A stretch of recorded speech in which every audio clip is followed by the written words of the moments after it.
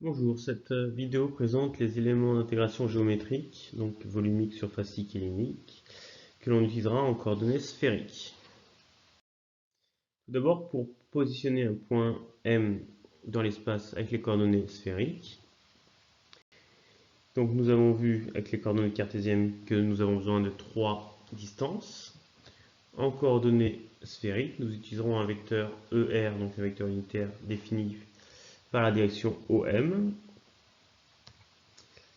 puis deux angles, θ et donc phi, qui vont nous permettre de définir l'orientation de notre vecteur ER, et une distance petit r, qui sera donc la distance au grand M.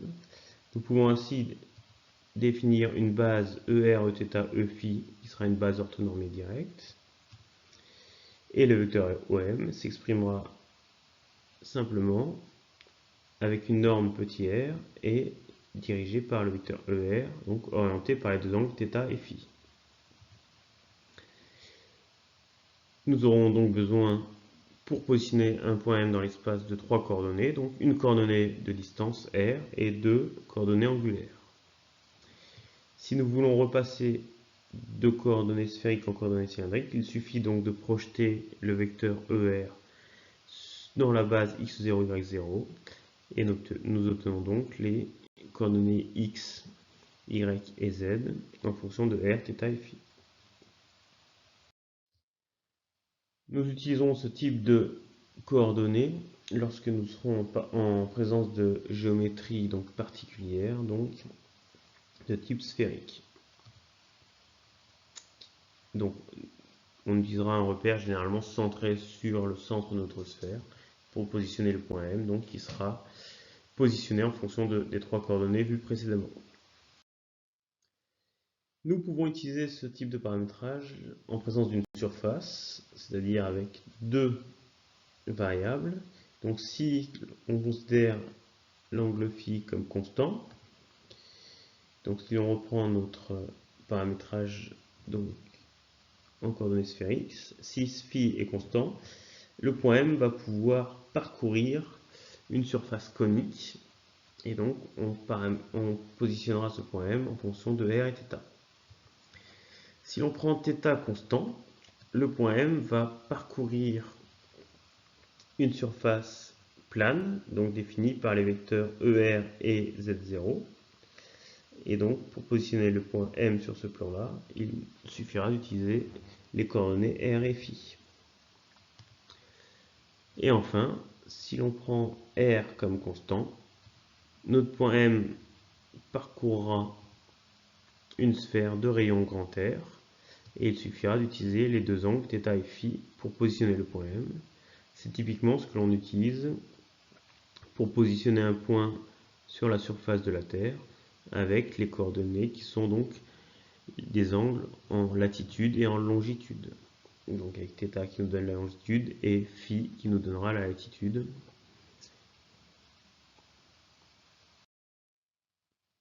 Nous pouvons aussi donc paramétrer à l'aide d'un seul paramètre la position du point M.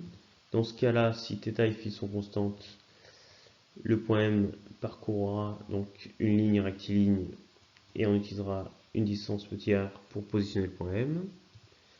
Si R et Φ sont constants, le point M parcourra une ligne circulaire de rayon grand R sinus Φ et nous utilisons donc θ pour positionner le point M.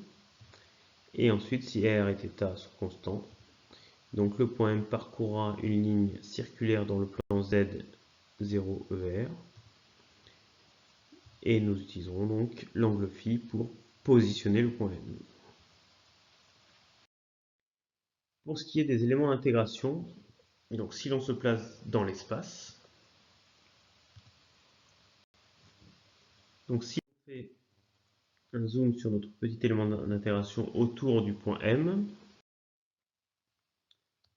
en faisant varier dr, on obtient un petit élément donc linéique, rectiligne.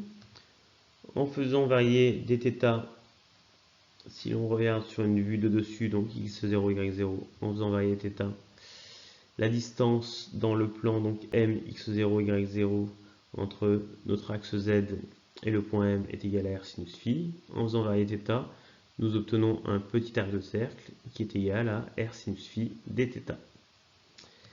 Si l'on fait maintenant varier dφ, si l'on se place dans un plan Z0ER, en faisant varier dφ, on obtient un petit arc de cercle R dφ. Notre petit élément donc volumique d'intégration sera donc égal à dr fois R sinus phi dθ fois R dφ. Si l'on fait une rapide analyse dimensionnelle, dr est une longueur, R est une longueur, sinus phi est sans unité, dθ est en radians, R est une longueur, dφ est en radians, donc nous obtenons bien des mètres cubes. Si l'on travaille maintenant sur un élément surfacique, donc avec un des trois paramètres constants, donc si phi est constant, donc nous travaillons donc sur une surface qui est conique. Donc, en faisant varier petit r, nous obtenons un petit élément dr, et en faisant varier dθ, nous obtenons, comme la distance entre l'axe de révolution de notre cône et m est égale à r sinus phi, nous obtenons un petit arc de cercle, donc R sinus phi dθ. Donc notre petit élément surfacique sera égal à dr fois R sinus phi dθ. Maintenant, si θ est constant, nous travaillons donc dans le plan ER Z0. En faisant varier donc petit dr, nous obtenons donc un petit élément linéique. En faisant varier dφ, nous obtenons un petit arc de cercle R dφ. Et notre élément de surface sera donc égal à ds égale à dr fois R dφ. Et enfin, si R égale constant, nous travaillons donc sur une surface sphérique. En faisant varier θ, nous obtenons un petit arc de cercle égal à R sinus phi dθ. Et en faisant varier dφ, nous obtenons un petit arc de cercle grand R dφ. On peut vérifier pour chacune de ces petites surfaces par une analyse dimensionnelle qu'on obtient bien des mètres carrés. Et enfin, si l'on prend un seul de ces paramètres variables, donc avec θ et φ constants, nous allons évoluer sur une droite, donc en positionnant m avec la distance petit r, donc l'élément d'intégration sera égal à dr. Si l'on prend r et φ constants, nous allons évoluer sur un arc de cercle, donc de rayon R sinus phi. Donc notre élément d'intégration sera égal à R sinus phi dθ. Et si l'on prend R et θ constants, nous allons évoluer donc sur un arc de cercle de rayon grand R. Et notre élément d'intégration linéique sera égal à R dφ. Je vous présente maintenant un exemple d'utilisation donc de cet élément d'intégration volumique donc pour calculer le volume d'une sphère. La sphère que je prends a un rayon grand R. Pour paramétrer mon problème, j'utilise donc un repère dont l'origine est au centre de la sphère, et donc la position du point M sera paramétrée par les coordonnées R, θ et φ. Pour parcourir l'ensemble du volume de ma sphère, on va faire varier R entre 0 et grand R, θ entre 0 et 2π, et φ entre 0 et π. Alors, différentes bornes de variation de mes angles θ et φ peuvent être pris, et on peut aussi prendre R variant entre moins R et grand R. Mais dans ce cas-là, il faut quand même faire attention aux variations de nos angles θ et φ.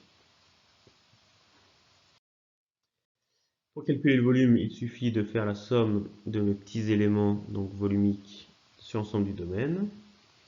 Donc mes petits éléments volumiques, on a défini l'expression tout à l'heure.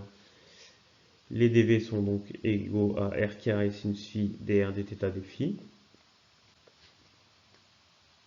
Donc je commence à intégrer sur R, j'obtiens donc du R cube sur 3. Puis ensuite j'intègre sur θ, donc j'obtiens juste 2π, puisque tout est constant en fonction de θ.